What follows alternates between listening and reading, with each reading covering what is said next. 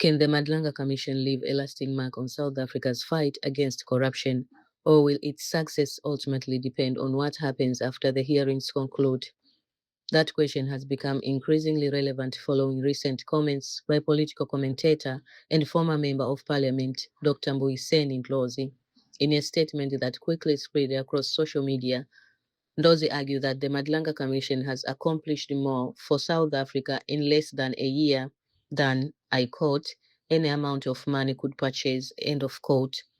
His remarks have added momentum to an ongoing national conversation about accountability, public trust, and the future of the country's justice system.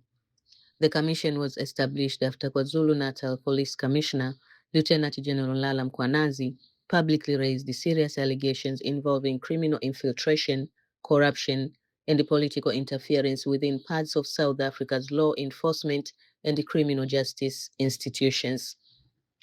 In response, President Cyril Ramaphosa appointed former Constitutional Court Justice Mbuyiseni Madlanga to lead an independent judicial commission of inquiry.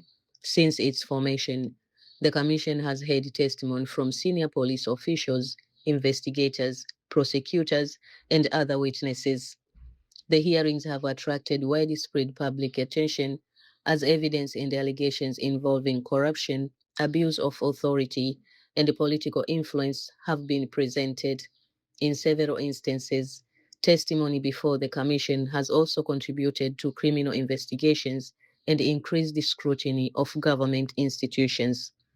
Supporters of the Commission argue that its greatest achievement has been transparency. By allowing testimony to be heard publicly, they believe the process has helped expose issues that might otherwise have remained hidden. Many also see it as an opportunity to strengthen public confidence in institutions responsible for enforcing the law.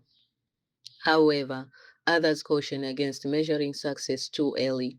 They argue that commissions of inquiry are only one step in a much longer process. Lasting change, they say, depends on whether the evidence presented ultimately results in successful prosecutions, institutional reforms, and stronger safeguards against future misconduct. Without meaningful follow through, even the most detailed findings could have limited long term impact. The Commission's work also reflects a broader challenge facing South Africa. Like many democracies, the country continues to balance the need for independent oversight with the expectation that public institutions remain effective, accountable, and trusted by citizens.